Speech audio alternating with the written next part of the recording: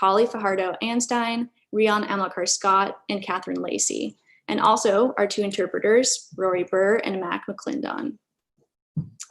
Our first reader, Collie, is the author of the incredible debut short story collection, Sabrina and Karina, which was published last year to much acclaim.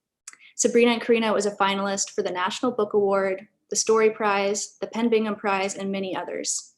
She has received fellowships from places like Yaddo, McDowell, and Hedgebrook.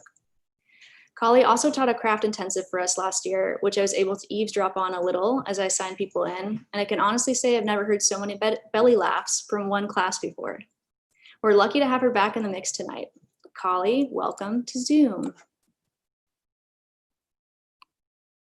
Hi, hey everybody. I first of all, I want to thank Tin House for having me as faculty this year. This has always been a dream of mine, and before it was a dream of mine, it was a dream to be a student in the Tin House workshop. So I'm so appreciative that you're holding this space.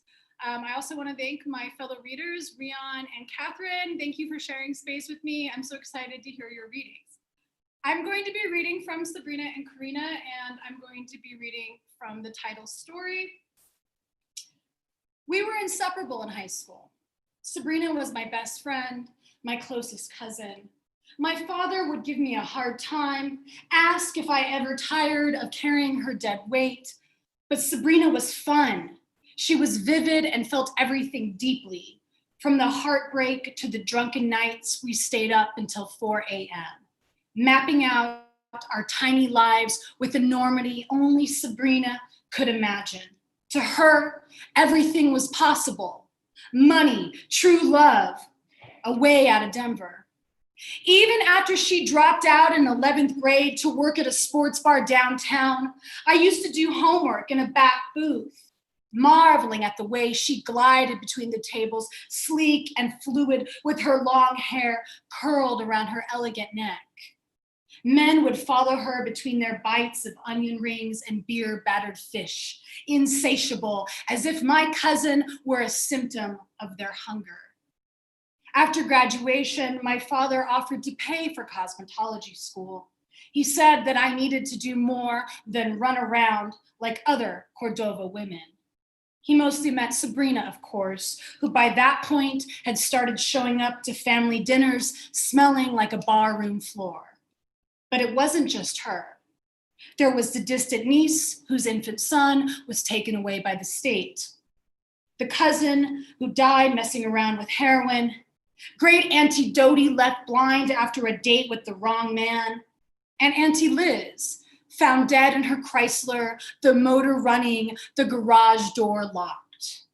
My grandmother hardly mentioned Auntie Liz except to say what had killed her had killed them all. While I was studying cuts and colors, perms and relaxers, Sabrina continued working in bars and sleeping with men who all looked alike.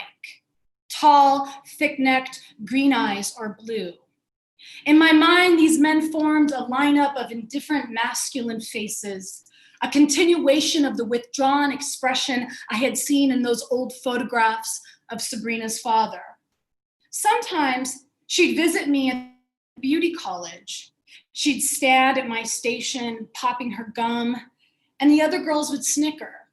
Sabrina would scoop away her hair, and I'd see the bruises, hickeys like rotten goose eggs, all down her throat. "They'll send me home from work," she'd say, and I always helped her conceal everything. After finishing beauty school, I rented a studio apartment on Denver's west side that overlooked an abandoned public pool. At night, from my second floor balcony, I'd sit and wonder about the missing diving board, replaced with an orange traffic cone, as if that could stop someone from diving headlong into hard cement. It was a lonely place, and Sabrina only visited during the rare times when she was single. She'd come over and shadow me throughout the apartment, like a child who was afraid she would stop existing if someone wasn't there to see her. You ever do makeovers on women who look hideous without makeup? Sabrina was sitting on the lid of my toilet with 2 Coronas between her thighs, one for each of us. We had the radio on an oldie station, the type of music our mothers played when we were little girls and they would drive us through the mountains in the summertime. She was sitting there, and sure, I said, smiling, but after I fix them up, nobody can tell. I guess only they can. Sabrina checked her reflection, smudging her berry lip liner with her left pinky. And of course, you. We went to a bar that night on the edge of the city, near a highway overpass. Neon signs hung in the foggy windows. We played a couple games of pool and drank shots of cheap tequila.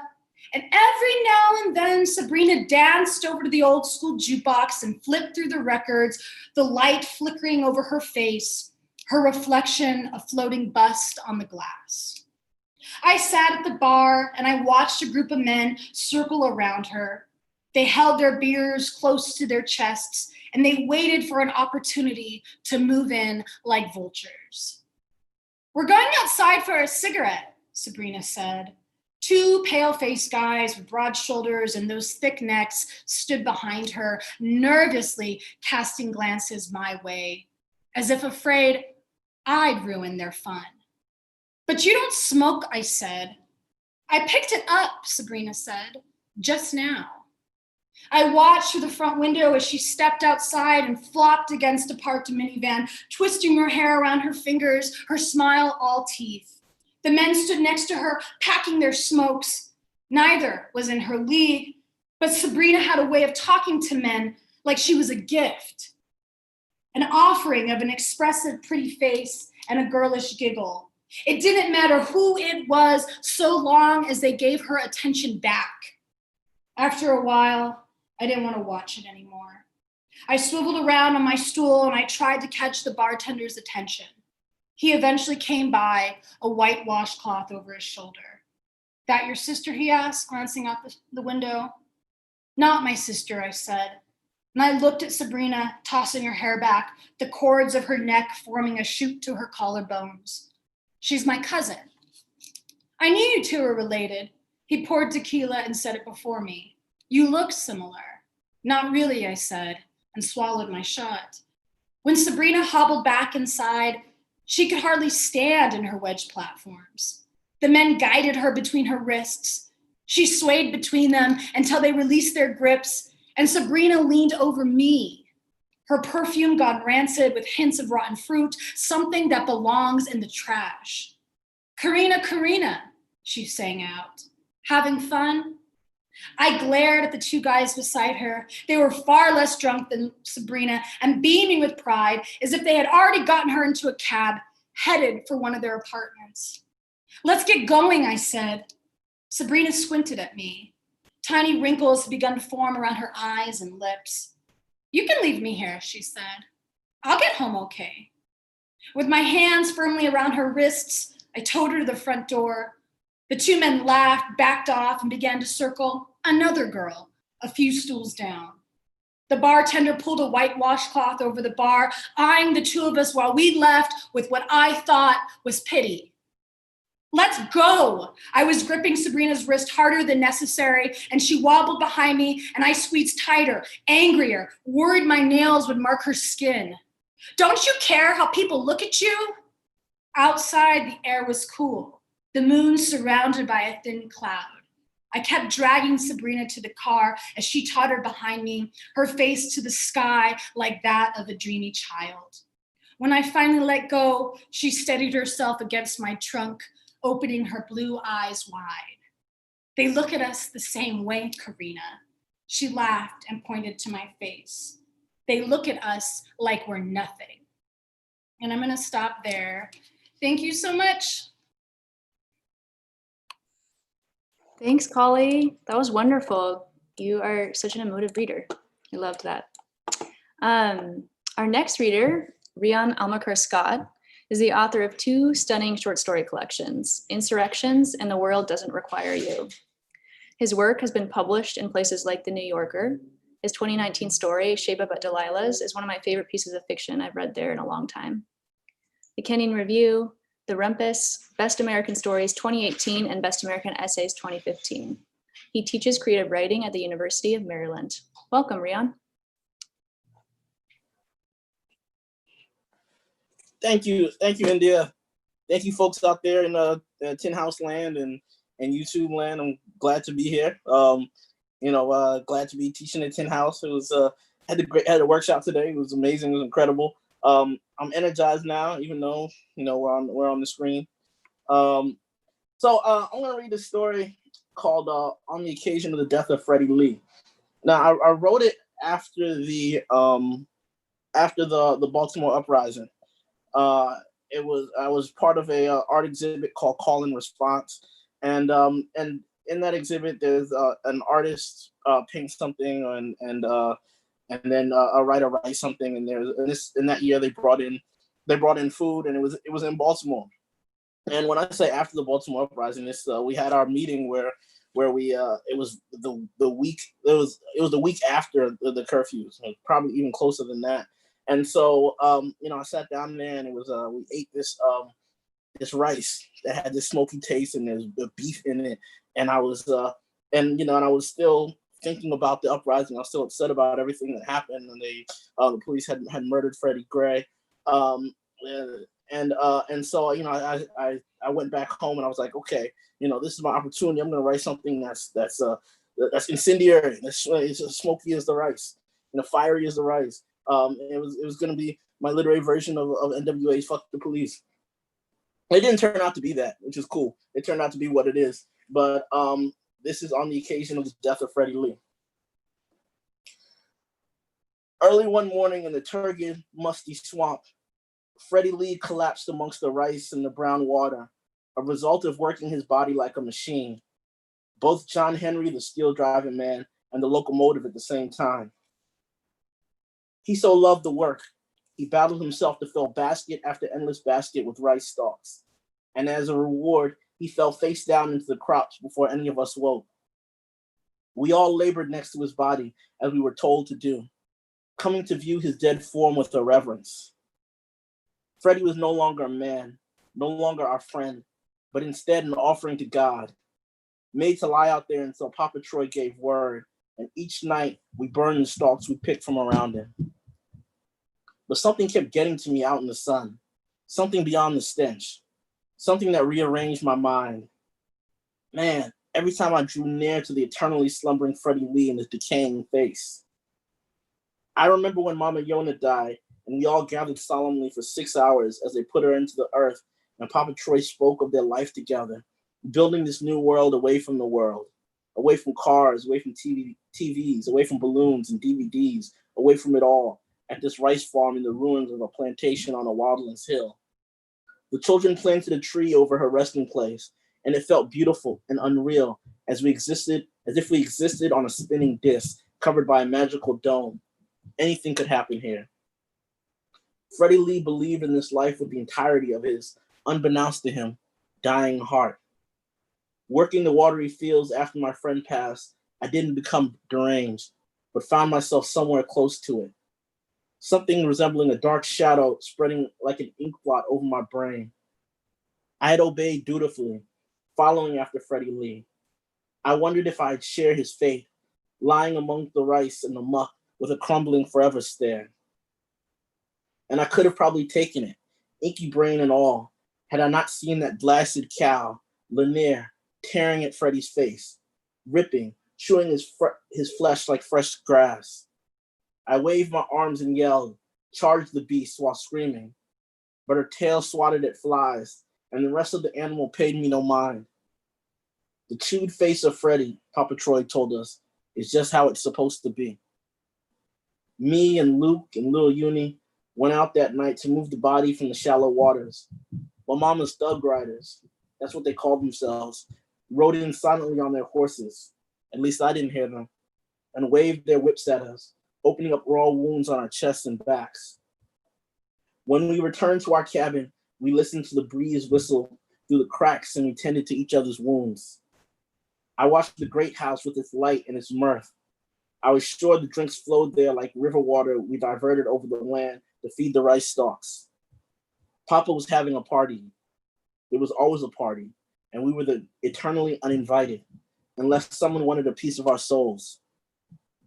Papa says everyone is equal, Luke said. Some people are, shh, little Uni said, kissing his lips. I watched them make love. They soon crumpled to the floor, exhausted and sated as they were taught to be. Did you see Freddie Lee's body, I asked? John Henry, the rice harvesting man? If he died harvesting rice for the love of us all, then why, even before that damn cow got to him, was he all broken and bruised? Shh, little Uni said. But she had no energy to sate me. And before I could ask about the expelled, whether our friend was close to them, as the whispers implied, we all fell one by one into dazed and dizzying fever dreams. I wonder who was the first to speak of the flames in our sleep murmurs. Did we all share the same nightmares? Morning came and the sun rose hot over the damp fields, and we were once again the docile supplicants of Mama Yona and Papa Troy's mercy, picking rice around our friend. Poor Freddie Lee, his face skeletal, except for those swollen, staring eyes. He deserved more than the tepid love of cowards. It might have ended right there had Freddie Lee not risen from the dead to rip that cow into thousands of pieces. That morning, Papa had planned to announce his next queen. Could have been any of us. But we woke to bits of bloody cow meat everywhere, smeared on the windows of the great house, clinging to the rice stalks. Papa postponed his announcement and called for us to give up any information we had on the whereabouts of Freddie Lee's body and the circumstances of the cow's death. Some pointed their fingers at the three of us, but we pointed ours right back. If it were us, I said, wouldn't we be stained, marked like we took a bath in cow's blood? My logic silenced our accusers. For 3 hours, Papa Troy stood on the porch of the great house, discussing betrayal in the life of his beloved Lumiere. Tears soaked into his beard, his voice as watery as the rice fields.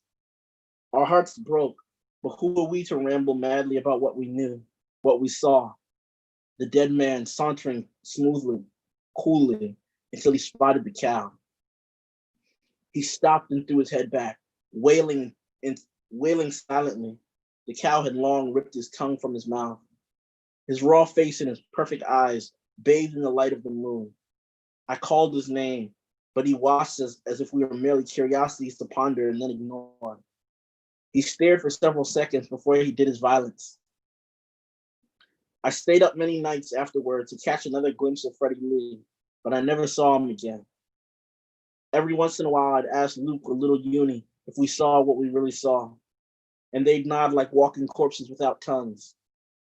One evening, when the passing of the months had given us no ease from the thug riders and their whippings, little Uni and I stood near the farthest edge of the farm. Did we really see what we saw? I asked again. You know, with Freddie. Shh, she said. Shh. She pointed to Luke, walking toward us, a bundle of stalks in his arm. Behind him, flames had begun dancing along the rice fields. Fires tapped dance upon the face of the waters below. The only world we knew was now shrouded in clouds of black smoke. I watched Luke's rice and breathed in his fumes. He stank of gasoline. Little Uni sighed. Luke cursed, dumped the day's haul to the wet ground. Little Uni lit a match. Thank you. Thanks, Rion. It's really incredible to hear that story read out loud. Our final reader is Catherine Lacey. Catherine is the author of 4 brilliant works of fiction: Nobody's Ever Missing, The Answers, Certain American States, and the very shortly forthcoming 11 Days, Not That I'm Counting, Pew. She is a 2019 Guggenheim Fellow, a recipient of the Whiting Award, and of an Artist's Fellowship from the New York Foundation for the Arts. She's published work in places like The New Yorker, Harper's, and The Believer. It's always a delight to work with and learn from Catherine, and I'm so happy to welcome her back tonight. Thank you, India, for that nice introduction, and to Lance and to all the other faculty members and the students for powering through this 10 House from Home. It's strange, but it's right. And And especially thank you to Rion and Kali for reading with me tonight. And I'm so impressed by both of you, and it's just really a pleasure. I'm going to read from this book Pew that comes out next week. And I guess what you need to know is that the main character of the book is a person whose gender and race and age can't be determined by looking at them, or different people see different things. And they appear in this town and they're passed from person to person, trying to figure out what to do with them. And at this point, Pew is with a woman named Tammy. Did you have parents, or just someone who thought they should own somebody? Neither, I said. The word took me by surprise, came out abrupt and soft. Huh, orphan? I didn't say anything for a while, looked at the wooden floor, felt a memory lingering in me somewhere, like someone uncertain at a front door, hesitating at the bell. I don't remember. Well, it's overrated, family. You're lucky if you get born into one where you belong. It's really a lot more rare than people want to say. You know, I ran off to the city when I was, what was I, 17? Well, we know where that story ends, don't we? She swallowed hard and lit another cigarette. But the thing is, I found a place to sleep for a few weeks, way out in some neighborhood. I couldn't even tell you where it was now. I was way in over my dumb head, but it was a Latvian neighborhood, and I got a little job sweeping up hair at this beauty parlor owned by an old Latvian lady. I can't even remember her name now. That's how stupid I am. I mean, I don't even think I'd heard of Latvia. I was just real dumb, still am. But she was so nice to me and so funny, and I was just this ugly little girl with no money, no friends, and I hadn't done anything or seen anything. She'd had such a different life, leaving her country, leaving everyone she'd ever known, really starting over. But I felt I had more in common with her than anyone I'd ever grown up with, more than anyone I'd known down here, more than my own family. Immediately, I felt it. I can't explain why. I don't know why it is a person can feel so misplaced, even from the beginning. You know, even as a little child, I felt like there had been some kind of accident that got me born here. I guess my mother, the whole family really, felt the same way, that there'd been some kind of mistake. Now, where am I? 10 miles from where I was born, puttering around the house all day, napping and smoking too much and trying not to eat the whole damn kitchen. She stubbed out her cigarette and sat still and quietly for a while. I don't mean to be so negative. I know that's not what people like. Sometimes it's just hard to really think about your life, all the years of it you can't take back to think about what it is. For a long time, we waited for that last sentence to vanish, and when it seemed it had gotten far enough away from us, she stood up and began pacing the porch. I'm not going to tell, she said over her shoulder. That you said something? You know that's what everyone wants, don't you? That's what they're waiting on. Some of them think you're a mute, of course, that it's medical, nothing to be done about it. And you may as well let them keep thinking that. Me and Hal won't say anything to nobody. Maybe nobody'd believe us anyway. She leaned over the porch railing, maybe looking for the cat, then she turned around. This place, you know, it's not so terrible, but it's not so nice either. She crouched to turn on a small radio on the floor. Someone was singing with the piano, and Tammy sang along in a small, half-embarrassed way. A red car drove up and parked in one part of the yard where the vines and roots had been cut back. A slight man emerged from the car and climbed the porch steps, smiling at Tammy all the while. He wore a green shirt with the name Hal on a patch sewn over his heart. When she embraced Hal, Tammy seemed almost twice his height. She had to hunch to kiss the top of his bald head. They touched each other so naturally, so easily, as if each of them had a kind of wind vane tuned for the other. Name's Hal. He smiled and waved one empty hand at me. He sat on the old sofa where Tammy had been. She'd gone inside the house, but soon came back out with a bowl of potato chips and a dark red drink for him, ice singing in the glass. I was staring at a few large and brightly colored feathers that hung above us, spinning in the ceiling fan draft. You ever seen a peacock? Hal asked. Oh, here we go. Tammy lit a cigarette and paced the edge of the porch. Pretty things, Hal said. Tammy always liked them, so I saved up to have some out here. They came mail order, came in a crate shipped overnight. They were just so beautiful. I couldn't hardly believe it. Bright blue, sort of purple at some angles, real pretty like that. Anyway, what we did was we put them in the old chicken coop, which had just been sitting empty since we built the new one. But by the next morning, something had gotten in there and ate up 2 of them with blood and all those blue feathers all over the lawn. And Tammy, sweet one that she is, she went around collecting feathers, just crying and picking up feathers. I'm using some of them to make something, Tammy said, in their memory. I don't know what yet, but they were just too beautiful to go to waste, rotting in the ground like that. Anyway, we moved what was left of the peacocks to the new chicken coop while we fixed up the old one, Hal said. I guess maybe a wild dog or something had ripped into it. I figured that the peacocks would be just fine in the new coop with the hens for a while. I hate this part, Tammy said to herself, pacing the longest edge of the porch. We should have known better. They're all birds, Hal said, so I didn't think there'd be a problem. And it did seem all right at first because all the hens piled up on one side of the coop, piled up on each other like a bunch of dogs or something. Afraid of them peacocks, really, but before I knew it, the biggest hen in there had found the littlest peacock and pecked the damn thing there to death. I don't know what came over that bird. I still don't know, though it just about made me believe in some kind of evil spirits or something. I mean, I just never seen a hen so riled up, making these weird gurgling noises, running real fast, so fast that I couldn't even catch the damn thing to slit its throat. Had to use the rifle. Imagine that, shooting a hen. Bullets tore through that little thing, pretty much ruined it. Well, I wasn't going to cook it anyway, Tammy said. Even if you'd slit its throat like regular, I wasn't going to eat that bird. Sure did seem to be some kind of evil. That's all I was saying. I don't know. I really don't know what it was or what it wasn't. Not really, not for certain. I made him bury it over there on the other side of the tracks, Tammy said. I didn't want that thing near me. She smoked and stared out at the yard. Where do people go when that kind of look comes over them?